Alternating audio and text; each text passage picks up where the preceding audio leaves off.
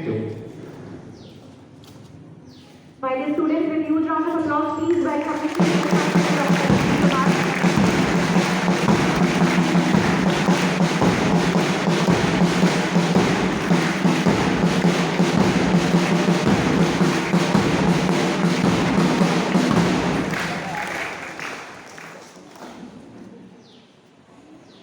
Good morning, everybody, respected Chief Guest of the day, and my dear students. Once again, a very warm good morning to all of you. Today is 1st July. As I told you earlier, that since 1991, this day has been celebrated every year as National Doctors' Day. National Doctors' Day is observed to commemorate the birth and death anniversary of Dr. Bidhan Chand Roy, one of the India's most renowned educationist, physician, and second Chief Minister of West Bengal. National Doctors' Day is an important day to recognize and honor the contributions of doctors and other healthcare professionals as well. Doctors are the soldiers of the country, those who fight dedicatedly and work to save our lives. Their contributions towards human health is beyond the expectations. We are grateful for their efforts and contribution, and we must pay tribute and appreciate their efforts in assisting the general public in overcoming medical emergencies and pandemic situations like COVID-19. Today, on this grand occasion, we are having Honorable Doctor as our Chief Guest of the day. So now I would like to request respected Pandey sir to come here and invite and introduce our Chief Guest of the day. जोर से happy doctors day doctor sir को wish करो। Sir का नाम doctor Ajit Kumar है and he is dermatologist. आपको मालूम है आपके शरीर का सबसे लार्जेस्ट ऑर्गन कौन सा है? स्किन है। तो सर स्किन के डॉक्टर है, मतलब the problem related with the skin वो उसका टेक केयर रखते हैं। सर का जो जन्म है वो बलिया उत्तर प्रदेश में हुआ और एजुकेशन जो है वो सिंगरौली जिला करके है एक, तो कुछ सारा एजुकेशन बीना में हुआ है ना, दुद्धिचुआ में भी कुछ हुआ है। तो प्रारंभिक शिक्षा जो है मतलब जो प्राइमरी एजुकेशन एलिमेंट्री एजुकेशन है कुछ वो मध्य प्रदेश में एक सिंगरौली जिला करके पड़ता है, पहले सीधी जिला था, वहां से DAV public school Dayanand Anglo वैदिक पब्लिक स्कूल से हुआ। उसके बाद सर का जो 8 के बाद का एजुकेशन है वो DAV Bina Dayanand Anglo Vedic school Bina Sonbhadra Uttar Pradesh से हुआ। उसके बाद उस समय all India pre medical test हुआ करता था, बीएचयू का अलग टेस्ट होता था, स्टेट का अलग होता था। आजकल तो नीट होने लगा है। नीट जानते हो ना? नीट पहले ना अलग अलग होता था, पहले all India pre medical test अलग होता था जिसमें से कि ऑल इंडिया की सीट्स मिलती थी हमको, हर स्टेट का अलग अलग होता था, CG PMT, MP PMT, Rajasthan PMT, Himachal Pradesh PMT, मतलब अलग अलग होता था। अब तो एक एग्जाम हो गया। तो सर ने एमपी पीएमटी भी क्रैक किया उस साल, बीएचयू का पीएमटी भी सर ने क्रैक किया और all India pre medical test भी क्रैक किया। तो ये बहुत होनहार छात्र थे और सबसे बड़ी बात ये है ये मेरे क्लासमेट, ठीक है, मतलब क्लासमेट थे उस समय, हमने 11-12 साथ में किया। तो सर पढ़ने में शुरू से बहुत होशियार थे, बहुत अच्छे थे, बहुत। छत्तीसगढ़ में इनकी खुद की क्लिनिक है, पहले गवर्नमेंट में भी सर्विस दे चुके हैं, एम्स में भी सर थे, रायपुर एम्स में भी थे, लखनऊ केजीएमसी में थे, केजीएमसी में भी आप थे।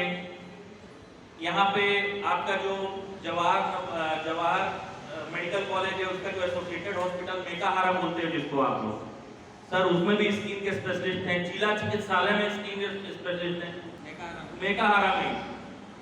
और उसके बाद सर ने अपनी क्लिनिक सेटअप की, सुंदरनगर में भी सर ने कुछ दिन क्लिनिक अपना सेटअप करके यहाँ भी सर्विसेज दी। अब ये पंडरी में करते हैं और सर आसपास के जितने जिले हैं, चाहे बलौदा बाजार हो चाहे कवर्धा हो, एक अच्छे डॉक्टर की बहुत ज्यादा डिमांड है। करने का तरीका है वो बहुत अच्छा है, बहुत लॉयल है, बहुत ऑनेस्ट है। क्योंकि ये पहले एमबीबीएस किए बीएचयू से, देन आफ्टर अब अब एमबीबीएस करने के बाद जो पोस्ट ग्रेजुएट होता है, जिसको एमडी एमएस बोलते हैं, एमडी स्किन स्पेशलिस्ट में डर्मेटोलॉजी में बीएचयू से ही किया, उसके बाद सर एम्स में रहे और बाकी सारे संस्थान में रहे। तो सर के लिए, सर आज के दिन आए हमारे बीच में, उनको बहुत बहुत साधुवाद, बहुत बहुत धन्यवाद। और मैं चाहता हूं कि बच्चों का वो प्रोत्साहन करें, तो मैं कुछ प्रश्न के माध्यम से उनसे प्रश्न करूंगा। पहला प्रश्न ये है कि जैसे स्टूडेंट लाइफ, हमारे यहाँ बहुत सारे बच्चे बायोलॉजी ओके, तो सबसे पहला ये प्रश्न है कि आपको किस उम्र से लगने लगा कि आपको इस प्रोफेशन में, मतलब आपको मेडिकल एग्जामिनेशन क्रैक करना है और डॉक्टर बनना है? सबसे पहले तो मैं आपका आभार व्यक्त करना चाहता हूँ कि आपने मुझे डॉक्टर स्टेप पे आमंत्रित किया और हमारे देश के जो भविष्य हैं उनसे, मतलब इस प्लेटफॉर्म में दिया मुझे कि मैं उनसे बात कर सकूँ, उनसे संवाद कर सकूँ और अपने जो अनुभव है, एक्सपीरियंस को शेयर कर सकूँ। और मुझे याद है कि ठीक 6 साल पहले भी मैं यहाँ पे आया था, जो बच्चे बड़े हो गए होंगे, 12th क्लास में होंगे, 2017 जुलाई में आया था मैं, और इसी मंच से सबका संवाद हुआ था हमारा। और बहुत ही अच्छा लग रहा है कि 6 साल बाद मैं वापस मैं यहाँ पे हूँ। किसी कारणवश इधर 3-4 सालों में नहीं आ पाया, लेकिन मुझे बहुत ही अच्छा लग रहा है कि इतने सारे बच्चों से मैं एक साथ अपने एक्सपीरियंसेस शेयर कर सकता हूँ, इनसे अपनी बात कह सकता हूँ। और ये हमारे देश के भविष्य हैं, तो ये जितने अच्छे रहेंगे हमारे देश का भविष्य भी उतना अच्छा रहेगा। तो सबसे पहले तो मैं धन्यवाद करना चाहता हूँ पूरे स्कूल मैनेजमेंट का, पांडे सर का कि उन्होंने मुझे आमंत्रित किया। जैसा कि विनोद सर ने बताया कि मुझे किस उम्र से ऐसा हुआ कि डॉक्टर बनना चाहिए, सही बताएं तो हमारे समय तो इतना एक्सपोजर नहीं था, इतना मतलब इंटरनेट की सुविधा नहीं रहती थी, तो हम लोग सब एक दूसरे से पूछते हैं, ठीक है, तो ऐसा लगता था चलो अभी 8वीं पास कर लें, मतलब ऐसा कोई एम नहीं रहता था, चलो 10वीं पास, 10th जब बोर्ड रहता था तो 10th बोर्ड ही सबसे बड़ा एम, पढ़ते पास हो गए 11th-12th। अब ये हुआ कि पहले तो छोटी क्लासेस में ऐसा होता था, 5वीं पास के तो 6ठी ये चीज़ का रहता था कि चलो नए क्लास में जाएंगे, नई बुक्स आएंगी, नया बैग आएगा, नया टिफिन आएगा, तो इसी सब में ध्यान रहता था, ये नहीं रहता था कि आगे क्या करना है। 10th पास किए तो ये हुआ कि सब्जेक्ट चूज करना पड़ेगा, तो ये बड़ा आश्चर्य की बात है कि नहीं यार कुछ अलग से सब्जेक्ट चूज करना पड़ेगा। जो विद्यार्थी के लिए, स्टूडेंट के, स्कूल स्टूडेंट के लिए है, तो 10th से जब बच्चा 11th में जाता है तो सब्जेक्ट को, मतलब आपका एक्सपीरियंस क्या है कि सब्जेक्ट क्या सोच के चूज करना चाहिए, कि ऐसे ही ले लेना चाहिए कि कुछ आपके दिमाग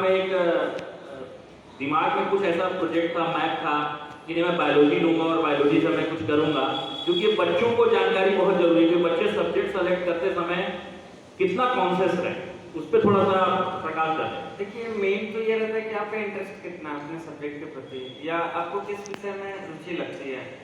कोई भी सब्जेक्ट है, कोई भी स्ट्रीम अच्छा बुरा ये नहीं है, हर चीज़ रिलेटिव है। किसी के लिए हो सकता है मैथ्स बहुत आसान हो, किसी के लिए इकोनॉमिक्स बहुत आसान हो, किसी के लिए बायोलॉजी बहुत आसान हो, किसी के लिए स्पोर्ट्स बहुत आसान हो, किसी के लिए आर्ट्स आसान हो। तो अब जो ट्रेंड भी आ रहा है, जैसे पहले हमारे समय ऐसा रहता था कि या तो इंजीनियरिंग ले लो या तो फिर मतलब मैथ्स ले लो या बायो ले लो, जिनको मैथ्स बायो नहीं मिल रहा वो कॉमर्स में जा रहे हैं या आर्ट्स ले रहे हैं, ऐसा उस समय ट्रेंड था। बट धीरे धीरे ट्रेंड चेंज हो रहा है, ऐसा नहीं है, आप जिस फील्ड में भी मेहनत करेंगे, आपकी जो रुचि है, जो आप जीवन भर करना चाहते हैं, अब जैसे मान लीजिए कि आप इंजीनियर बन गए तो आप जीवन भर के लिए इंजीनियर हैं, या फिर आप जिस भी प्रोफेशन में गए तो वो आपको अपनी पूरी रुचि या मन से करना है, ऐसा नहीं है कि किसी के प्रेशर से कि हम ये सब्जेक्ट सेलेक्ट करें। जैसा कि प्रश्न किया विनोद सर ने, तो ये कि क्या सब्जेक्ट लें।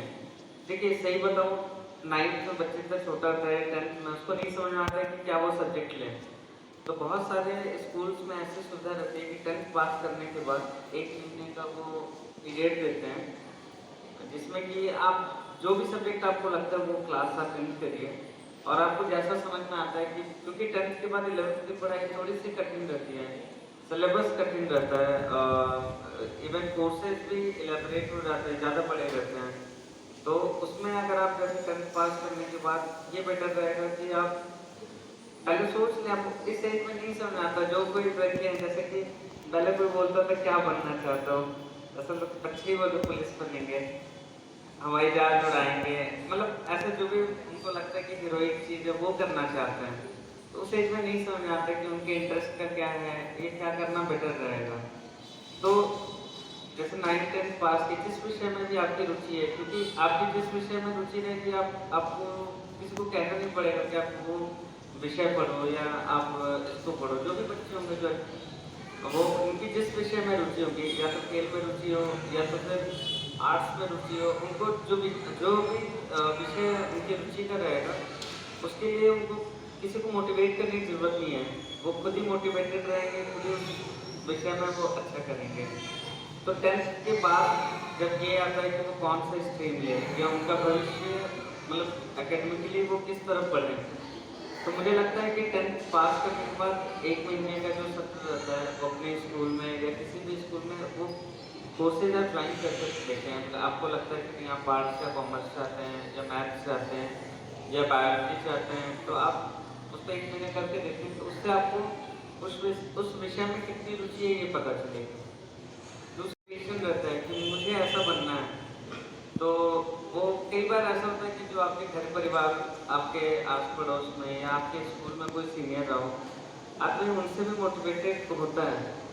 तो कहीं ना कहीं वो मोटिवेशन चाहिए होता है कि हाँ हमारे साथ अगर कोई भैया या साथ के कोई सीनियर। तो आपकी मोटिवेशन कौन थे? जब मैं 11th 12th पढ़ लिया तो फिर मुझे लगा कि ठीक है इतना तो हो गया, कर सकते हैं। तो मेरे एक बड़े भैया हैं जो बुआ जी के लड़के हैं, वो डॉक्टर थे। तो मुझे लगा कि बायोलॉजी तो मैंने ले लिया है, तो मैं क्या कर सकता हूँ। मैंने ऑप्शन देखे जब 11th पास में 12th मिड 12th में थे, तो उनसे बात हुई, मैंने पूछा कि कर सकते थे, तो बोले हाँ बिल्कुल बन सकते हो, मेहनत करनी पड़ेगी थोड़ी। तो कहीं ना कहीं मुझे लगता है कि मतलब पहले ऐसा लगता था कि डॉक्टर बनना बहुत कठिन है या फिर कैसे करेंगे, एग्जाम्स कैसे क्रैक करेंगे, लेकिन जब मैंने देखा कि मेरे घर में डॉक्टर हैं तो कहीं ना कहीं वो एक मोटिवेशन था। एज अ बायोलॉजी स्टूडेंट या एज ए स्टूडेंट आप कितने आवर्स बच्चे हम लोग कई बार बोलते हैं 6 घंटा पढ़ो, 7 घंटा पढ़ो, कई बच्चे यहाँ 10-10 घंटा पढ़ते हैं, कोचिंग करते हैं। आपका क्या सलाह है बच्चों के लिए कि स्कूल में रहते हुए जब वो 11th 12th पढ़ते हैं या 6 से 12th पढ़ते हैं, क्योंकि यहाँ 6 से लेकर 12 तक के बच्चे हैं, तो एक मिनिमम क्या क्राइटेरिया होनी चाहिए कि कितना पढ़ना चाहिए और किस तरह से अपने आप को पढ़ाई में जो है हमेशा अपडेट रखना चाहिए? देखिए मेरे ख्याल से कितने घंटे पढ़े ये मायने नहीं रखता है। मैं तो बहुत स्ट्रेट फॉरवर्ड कहूँगा, अभी भी ये मैं फिर से दोहराना चाहता हूँ, आप कितने घंटे पढ़ते हैं ये मायने नहीं रखता। आप कंसंट्रेटेड रूप से, पूर्ण रूप से, एकाग्र रूप से आप कितनी देर पढ़ते हैं ये मायने रखता है। कई बार क्या होता है बच्चे डर से पढ़ते हैं, मैं भी डर से पढ़ रहा हूँ, ऐसा नहीं है कि हाँ घड़ी देख लिया 8 बजने का इंतजार कर रहे हैं, तो वैसे आप 2 घंटे पढ़ें, 4 घंटे पढ़ें या नहीं पढ़ें वो बराबर है। आप जिस विषय को भी पढ़ें, जब भी पढ़ाई करें, तो आपका जब पूरा मन लगे तब पढ़िए। हाँ कई बार मन नहीं लगता है, किसी का भी अच्छा काम करने में मन नहीं लगता है, लेकिन अपने को मोटिवेट करना पड़ता है।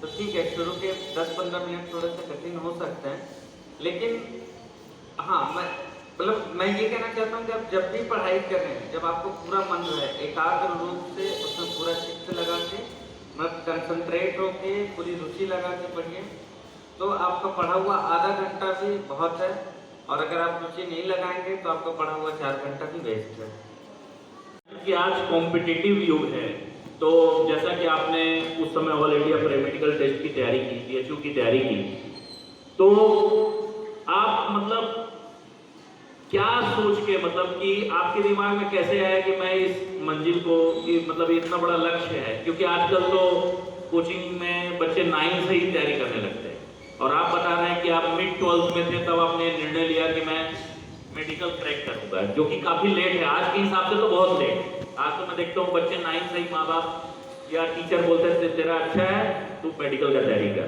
कोचिंग जाके ज्वाइन कर ले। तो आप जब ये सोचे तो उसके बाद जो आपकी जर्नी रही, मतलब एक बोर्ड की तैयारी और एक कंपटीशन की तैयारी, इसमें क्या डिफरेंस है कि कॉम्पिटिटिव की तैयारी में क्या एक्स्ट्रा हमको एफर्ट लगाना पड़ता है और बोर्ड की तैयारी से क्या एक्स्ट्रा एफर्ट लगाना पड़ता है कॉम्पिटिटिव, क्योंकि बच्चे जानना चाहते हैं, क्योंकि यहाँ पे बहुत बच्चे बायोलॉजी भी लिए हैं, मैथ्स में IIT की तैयारी भी करते हैं, कॉमर्स वाले CA CS की तैयारी करते हैं। तो थोड़ा सा एक बार इस पे भी आप प्रकाश डालें कि कॉम्पिटिटिव की तैयारी करने के लिए क्या एक्स्ट्रा एफर्ट डालना पड़ता है। मैं तो ये कहना चाहूँगा कि बच्चों पे एक्स्ट्रा लोड नहीं देना चाहिए। सबसे पहले 2-3 बातें मैं पहले बताना चाहूँगा। आजकल बच्चों को बहुत सारा समय हम मतलब किल कर रहे हैं, उनको खेलने नहीं दे रहे हैं। क्यों नहीं खेलने दे रहे भाई? 1-2 घंटा खेलने भी दीजिए, केवल पढ़ने के लिए तो बने नहीं है भाई। हमने तो अपने 12th का, मैं तो पूरे MD तक मैं खेला हूँ।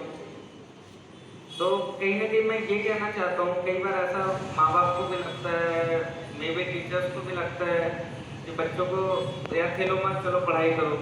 क्यों पढ़ाई करें? खेलने के लिए, खेलने से तो शरीर मजबूत होता है, खेलने से भी तो दिमाग मजबूत होता है।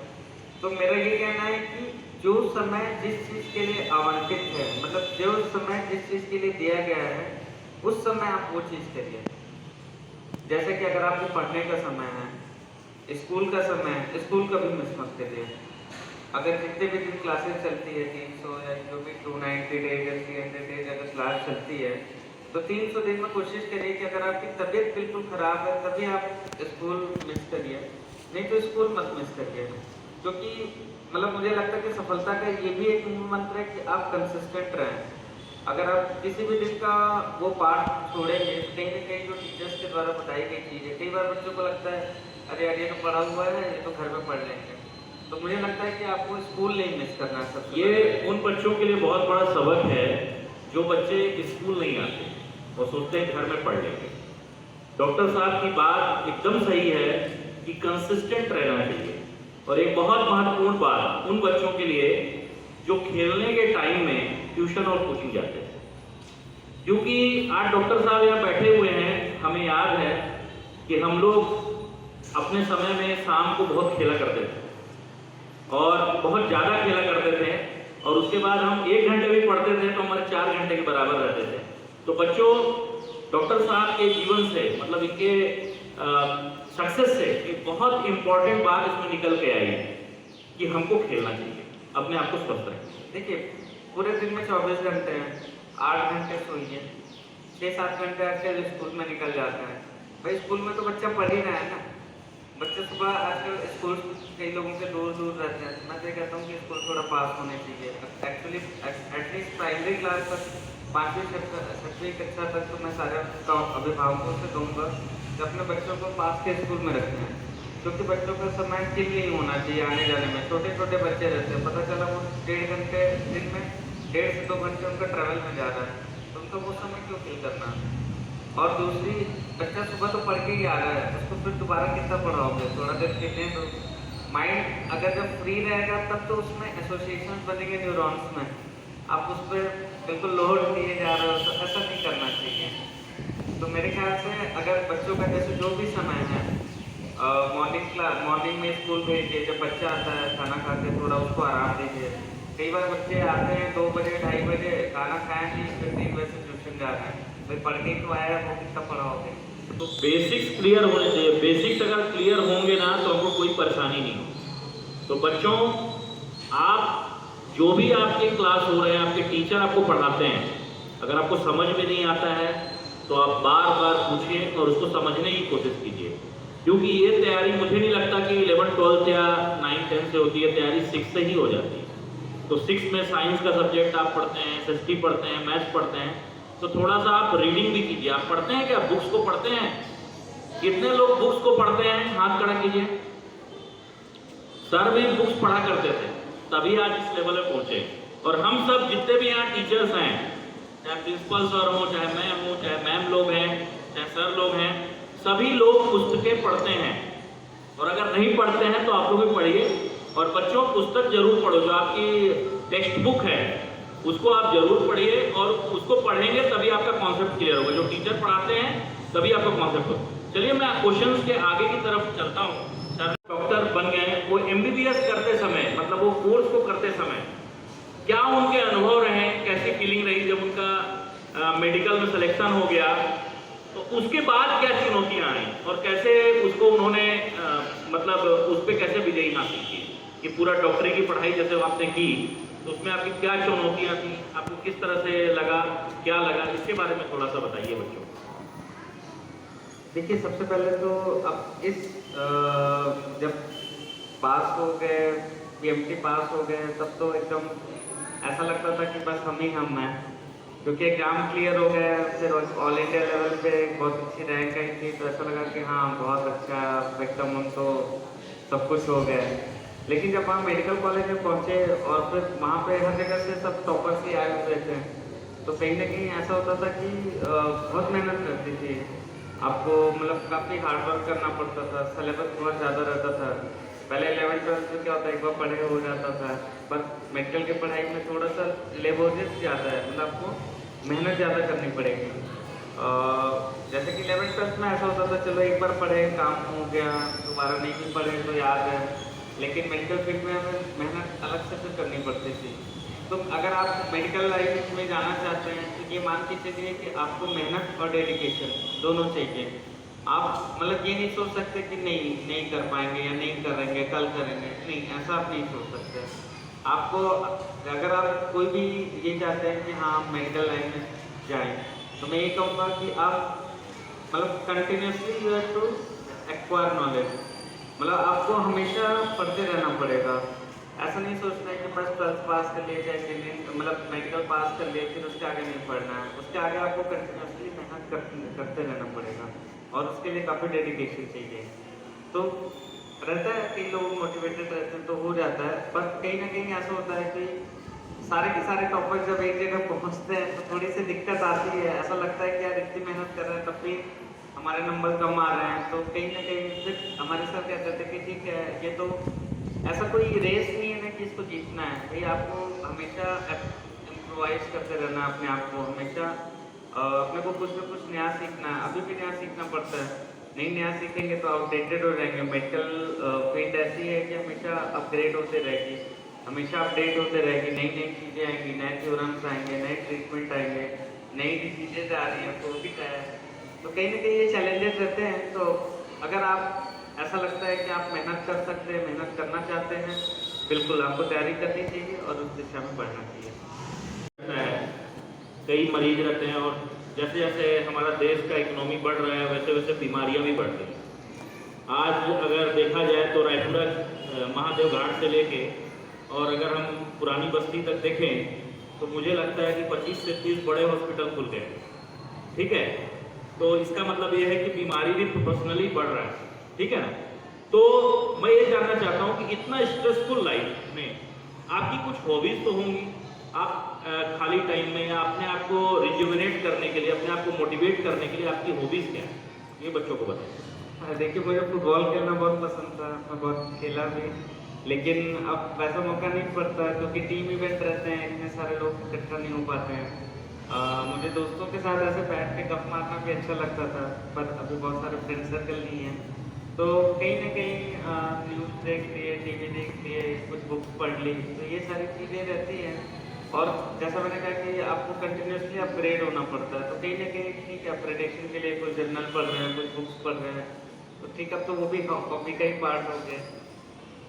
ये रहता है, मतलब कहीं ना कहीं आपकी जो भी हॉबीज है वो रहनी चाहिए, वो करते रहना चाहिए, क्योंकि उससे आप रिबूट होते रहते हैं। कैसा सिस्टम हैंग हो गया, चलो रिबूट हो जाओ, तो कहीं ना कहीं ये चीज़ें हेल्प करती हैं। अब मैं इस सेशन का सबसे आखिरी सवाल पूछता हूँ सर से, क्योंकि आजकल सबसे बड़ी चुनौती स्वस्थ रहना है। सबसे बड़ी चुनौती, सबसे बड़ा चुनौती, चाहे बच्चे हों, चाहे हम लोग हों, चाहे हमसे बड़े उम्र के हों, चाहे वृद्ध हों, सबसे बड़ी चुनौती हमारे सामने क्या है? हेल्थ हमारा अच्छा है। बाकी चीज़ें तो आ जाएंगी, टेक्नोलॉजी इतनी फास्ट है कि all the things in our palm, सब चीज़ें इसमें है, हमको जो इंफॉर्मेशन चाहिए इसमें है।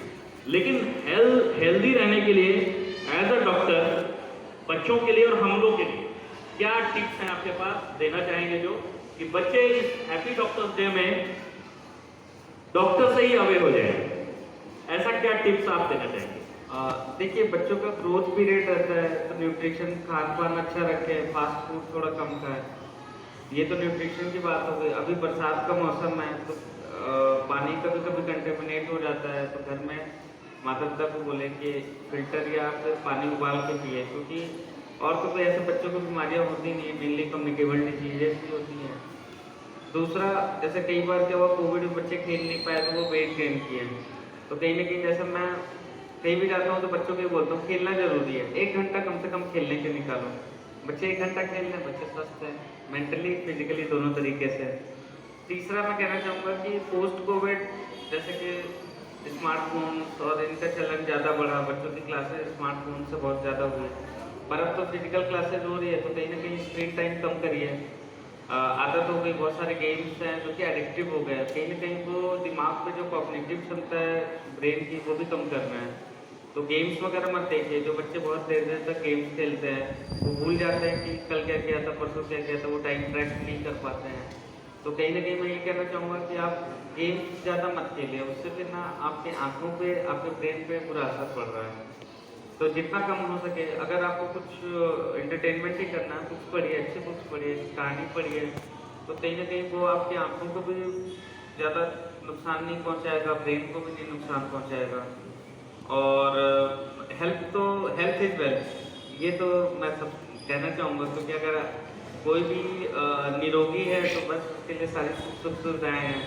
पता चला शुगर हो गया, खाने की सब सुविधाएं, मिठाई है खा नहीं सकते, क्यों? क्योंकि शुगर है। ब्लड प्रेशर हो गया, कुछ भी तीखा पकवान और मसालेदार चीज़ें नहीं खा सकते। तो कई बार क्या होता है कि हम अपने हेल्थ को इग्नोर कर देते हैं, तो हेल्थ को इग्नोर नहीं करें। और टीचर्स से भी मैं ये कहना चाहूँगा कि अगर हो सकता है तो कम से कम आधा 1 घंटा वॉक करिए। अगर आपका घर आसपास है, वॉक करके आइए आप स्कूल तक, अगर टाइम नहीं मिल पाता है, क्योंकि बहुत सारे शिक्षिकाएं हैं, फीमेल टीचर्स हैं, उनको घर में बहुत काम होता है, इतना समय नहीं मिल पाता कि अलग से वो टहलने के लिए या अलग से एक्सरसाइज करने के लिए समय निकाल सकें। तो ये छोटे छोटे टिप्स जो हैं कि आप कम से कम जाना है, मार्केट ही जाना है, पैदल जाइए, स्कूटी से मत जाइए। अगर आपको स्कूल ही आना है, 15-20 मिनट, आधे घंटे का समय निकालिए, उसमें पैदल स्कूल आइए। तो इन सब तरीकों से आप अपने आप को फिट भी रख सकते हैं, टाइम मैनेजमेंट भी कर सकते हैं, क्योंकि बहुत कठिन होता है। और मेल टीचर्स जो हैं वो कम से कम वो खेल सकते हैं, फिजिकल एक्टिविटी कर सकते हैं, तो अपने को फिट रखना बहुत ही ज़्यादा जरूरी है। और बच्चों के लिए तो मैं यही कहना चाहूँगा कि एक बार मैं एक मोटिवेशनल स्पीच देख रहा था, मैं भी स्क्रॉल कर रहा था, तो उसमें APJ अब्दुल कलाम सर से किसी ऐसे तो उसमें गए थे, कोई मीटिंग या कुछ भी थे, कॉन्फ्रेंस था। एक बच्चे ने पूछा कि what is your tips for the success for this younger generation. तो उन्होंने कहा कि 4 टिप्स आते हैं। First, you should have great aim. Second, you should continuously acquire knowledge. Third, you should work hard.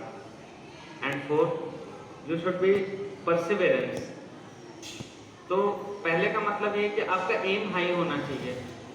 अगर आप एम यही करोगे कि 50% आ जाए तो 30% पे रह जाओगे। किसी भी चीज़ में मैं एक एग्जांपल दे रहा हूँ, आपका एम हाई होना चाहिए। क्या बनना है? हाँ तो बोल दो भाई सीधे, सबसे बड़ा बनना है, इंजीनियर बनना, सबसे बड़ा इंजीनियर बनेंगे, डॉक्टर सबसे बड़ा डॉक्टर बनेंगे, स्पोर्ट्समैन ओलंपिक्स जीत के आएंगे। तो your aim should be high. Aim high रखोगे तब आप कुछ अचीव कर पाओगे। दूसरा, कंटिन्यूसली एक्वायर नॉलेज, मतलब हमेशा कुछ ना कुछ आपको नया सीखना है। ऐसा नहीं है कि 7वीं में चलेगा तो छठी की शिक्षा बेकार हो गई, 12th पढ़ लिया हो गया और नहीं पढ़ना, इंजीनियर बन गया तो यार नहीं, हमेशा कुछ ना कुछ नया सीखना है। तीसरा, हार्ड वर्क, परिश्रम। परिश्रम का कोई भी सेकंड ऑप्शन नहीं है। आप चाहे कितने भी मेधावी हो, अगर आप 5 मिनट में भी कोई चीज़ पढ़ सकते हैं तो हो सकता है सामने वाला 1 घंटे पढ़ के आपको 2 घंटे पढ़ेगा तो आपसे आगे निकल जाएगा।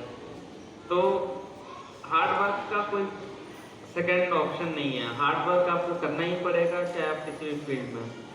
दूसरा, परसिवियरेंस। परसिवियरेंस मतलब कई बार फेलियर आते हैं, सबके जीवन में फेलियर आता है, ऐसा नहीं है। पर जो भी उस फेलियर को, ठीक है ना, कहते हैं कि failure is the next step for success. सफलता की अगली सीढ़ी ही वो है कि आप फेल हो गए। तो परसिवरेंस मतलब आपको हमेशा लगे रहना है, जुझारू रूप से लगे रहना है कि नहीं, हम फेल भी होकर फिर से करेंगे, ठीक है, नहीं हुआ इस साल, अगले साल करेंगे। भाई जीवन तो इतना लंबा है, अगर एक साल चला भी गया तो उस एक साल में आपने कुछ नई चीज़ें सीखी। नहीं हुआ फ्रेशर्स में सिलेक्शन, भाई एक साल ड्रॉप लेके करेंगे, उस साल नहीं हुआ अगले साल ड्रॉप लेके करेंगे, लेकिन जब तक होगा नहीं तब तक छोड़ेंगे नहीं। तो ये चीज़ अपने को हमेशा ही ध्यान रखना है। तो 4 टिप्स लास्ट के बहुत इंपॉर्टेंट बताए डॉक्टर साहब ने। एक बार आप लोग बताइए, पहला टिप्स क्या था? डांस हो, म्यूजिक हो, ये सबको मैं आजकल पहले रखने लगा हूँ, बाद में डॉक्टर इंजीनियर रखने लगा हूँ, क्योंकि मेरे को ऐसा लगता है कि ये सब जीवन में रस बोलते हैं।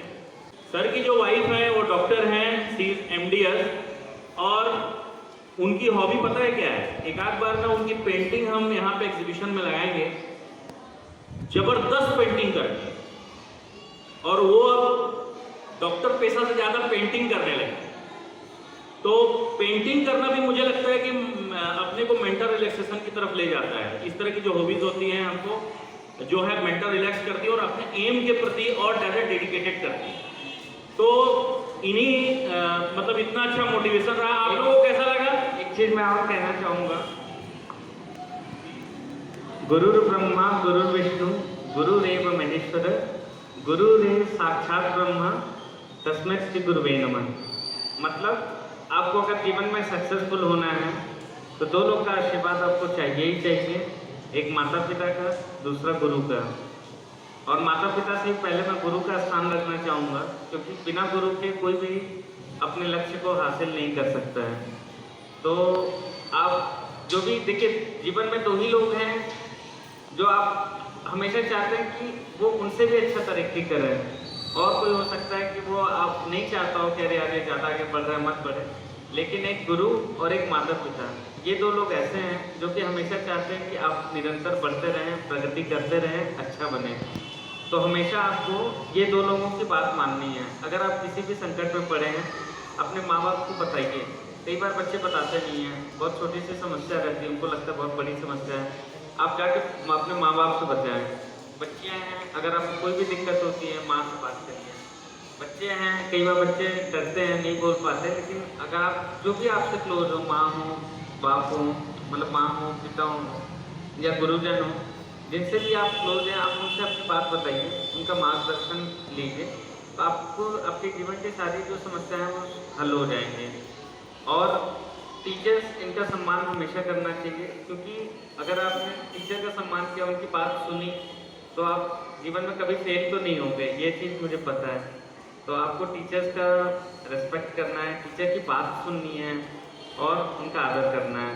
तो बस यही क्लोजिंग रिमार्क्स है मेरे। और माँ बाप, इनकी अगर आपने, माँ बाप ने कह दिया आज मत जाओ, बोला कि ये कर लो, उसमें इफ एंड बट नहीं होना चाहिए कि कैसे क्यों नहीं करेंगे, माँ बाप ने बोल दिया ये नहीं करना वही करेंगे, ऐसा नहीं होना चाहिए। अगर जो भी बच्चा अपने माँ बाप का कहना मान रहा है वो हमेशा सक्सेसफुल होगा। ये भी एक गुरु मंत्र है जो मेरे गुरुओं ने मुझे दिया और मैं उसका पालन कर रहा हूँ। आज के वीडियो पे मम्मी बोल रही थी मत जाओ, नहीं चाहता हूँ और देखता हूँ कहीं ना कहीं मुझे फायदा होता है। तो आप अपने माँ बाप का कहना माने, अपने टीचर्स का कहना माने और आपका जीवन बिल्कुल क्या बोलते हैं एकदम फुल ब्राइट कलर्स है, ऐसा समझिए। ठीक है, थैंक यू। कि अपने गुरुजनों का और अपने माता पिता का हमेशा बात मानना चाहिए, उसमें इफ बट्स नहीं होता। तो this is the lesson for you all कि आप लोग अपने माता पिता की बात जरूर सुनिए और अपने गुरु, देखो इस दुनिया में ना सिर्फ 3 लोग होते हैं जो आपके सक्सेस पे भी खुश होते हैं। आप जब ऊपर की तरफ बढ़ते हो ना तो 3 लोग खुश होते हैं, पता है, 3 ही लोग खुश होते हैं, उसके अलावा कोई नहीं होता। भाई बहन भी है ना, उनमें भी कंपटीशन रहता है, दोस्त में भी कंपटीशन रहता है, ठीक है ना। पूरा कोई नहीं चाहता, लेकिन प्योरली 100% जो खुश होता है पता है कौन होता है? एक टीचर, जिसको गुरु बोलते हैं। अगर आप मेडिकल, अभी एक बच्ची हमारे बीच में पिछले से पिछले साल के बैच की साक्षी देवांगन करके बायोलॉजी की स्टूडेंट थी, अभी उसने नीट क्रैक किया। तो हम लोगों ने उसके यहाँ फ़ोन किया और उसको बधाई दी और किसी एक कार्यक्रम में उसका सम्मान भी करेंगे। तो सबसे पहला गुरु खुश होता है, उसके मन में नहीं आता कि मेरा बेटा इतना ऊपर पहुंच गया, मेरा पढ़ाया हुआ बच्चा चाहे IAS बन जाए, गुरु हमेशा खुश होता है। उसके मन में तनिक भी भ्रम नहीं रहता कि ये मेरे से आगे निकल गया। और दूसरे होते हैं माता और पिता, वो कभी भी नहीं चाहते कि मेरा बेटा या मेरी बेटी बड़ा ना हो। वो हमेशा चाहते हैं कि जो मैं कर रहा हूं उससे उत्तम करे, अच्छा नॉलेज पाए। बेटा इसीलिए सर ने ये 3 का नाम दिया, और ये 3 अगर आपको मना कर रहे हैं कि बेटा यहां मत जा, ऐसा मत कर, ये मत कर, तो ये समझ लीजिए उसमें लाभ छुपा है। और आज जो इतनी प्रॉब्लम्स हो रही सोसाइटी में, वो प्रॉब्लम क्यों हो रही है मालूम है? हम इन्हीं तीनों को अनदेखा कर रहे हैं। And this is the real problem. इसी को हम अनदेखा करना चाहे हम हो चाहे आप। आज हम इतना व्यस्त हो गए हैं, आज इतनी टेक्नोलॉजी आ गई। हमारी मम्मी बोलते रहती है बेटा हो गया, टीवी मत देखो, तो हमको उनकी बात मानना है, ईट बट नहीं करना है, क्वेश्चन नहीं करना है। जैसे सर ने बोला ना, उनकी माँ आज भी बोलती है कि तुम मत जा। मैं एक दिन सर के साथ क्लिनिक में बैठा था, आप मानोगे नहीं, सर ने बोला कि मुझे दोस्तों के साथ गॉसिप करने में बहुत अच्छा लगता है। हम लोग गॉसिप कर रहे थे। उसके बाद अचानक से इनके घर से फोन आया इनकी मदर का, मेरे ख्याल से, और मैंने बोला चलो चाय पीते हैं। सर ने बोला नहीं, अब मुझे निकलना है। मेरे को वो चीज याद आ गई, तो इसीलिए सक्सेसफुल। तो एक बार जोरदार तालियां, और आज से हम भी यही करेंगे, जोरदार तालियां। थैंक यू सर, आप यहाँ आए, बच्चों का मोटिवेट किया। Thank you ma'am. Principal sir, teachers and all my dear friends, my name is Risha Verma and from class 9B. Let me remind you, 1st July is National Doctors Day. Doctors Day is observed in India on the birthday of Dr. Bidhan Chandra Roy, who also served as the 2nd Chief Minister of West Bengal.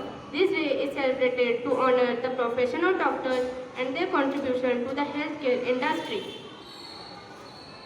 Doctors are real heroes of our life. In Indian society, doctors are said next to God. Doctors played a very important role in COVID-19 pandemic situation. On National Doctors Day, free medical checkup camps are organized at various public places. Medicines cure disease, but only doctors can cure patients. Thank you. And I am National from class 8. Today we are here to present a speech on Doctors Day. First of all, I wish a happy Doctors Day to all the doctors who plays an important role in our society. 1st July is celebrated as Doctors Day in India. This day is celebrated in India to honor one of the greatest physicians, Dr. Bidhan Chandra Roy. Doctors are doing their great job to cure us and from various diseases. In fact, in many cases, many doctors have lost their life when they are trying to save others' lives. So thank you to all the doctors who done their great job in this pandemic. We can't see the God, but doctors are like God who cures us. So thank you to all the doctors who done their job. Thank you. Thank you. मेरा नाम वरुण सिंह चौहान है, मैं कक्षा 10वीं का छात्र हूँ। आज मुझे डॉक्टरों पर बोलने का सौभाग्य मिला है। मनुष्य कठिनाइयों, मुश्किलों, उतार चढ़ाव से भरे हुए जीवन का अनुभव करता है। हमारे स्वास्थ्य के हिस्से में मदद करने के लिए हमारे पास डॉक्टर है, वे हमें बचाने के लिए अपनी जान दांव पे डालते हैं। और समाज में उनके प्रति हम कितनी भी बातें कर ले वह पर्याप्त नहीं होगी। और समाज में सम्मानित पेशा एक डॉक्टर का होता है और वे सम्मान के हकदार हैं। यदि कोई डॉक्टर बनने की सोच रहा है तो उसे निस्वार्थता पर विचार करना होगा और अपना जीवन दूसरों के लिए समर्पित करना होगा। उन्हें व्यक्तियों को उनके कष्ट से मुक्त करना होगा। यदि एक डॉक्टर महामारी से बचाने के लिए अथक प्रयास करता है और यहाँ तक कि उन्हें अपनी जान की परवाह किए बिना संक्रामक रोगों का इलाज करना पड़ता है। अंत में आप सभी को हमारे साथ जुड़ने के लिए धन्यवाद करता हूँ और दुनिया भर के सभी डॉक्टरों को सैल्यूट करता हूँ। धन्यवाद। Teachers and all the students. I am Nilkamal Saab. I am Yatharth Sharma. And the occasion of Doctor's Day, we are here to share some information about talk to our doctor. What do we need to tell the doctor? Share symptoms and give information about your medication. Tell the doctor about your habit, either it's good habit or bad habit. Voice concern other regarding treatment. Thank you. Heart attacks are rising day by day. So today I will tell something about heart attack. So do you know what is heart attack? So if you don't know, I'll tell you. So heart attack occurs when the arteries that send blood and oxygen to the heart is blocked. Heart attack is also known as myocardial infarction. So the symptoms of heart attack are chest pain, uncomfortable feeling in arms, shoulder, neck, jaw, and other part of the body, and the high blood pressure. So the risk factors of heart attack are age, tobacco use, illegal use of drugs, obesity, diabetes, and other factors are also included. Some people have no symptoms of heart attack, but they have a heart attack. So it's not never too late to be aware of these things, and you should take a proper precautions of these things, like maintain a healthy diet. You can follow a healthy lifestyle, maintain healthy diet, take proper medicines as directed, do regular exercise, and if you find any symptoms of heart attack, you can call 911 so that if you call 911, a person can, there will be chances that the person can have a good news that he is safe. Thank you so much. Huge round of applause, my dear students.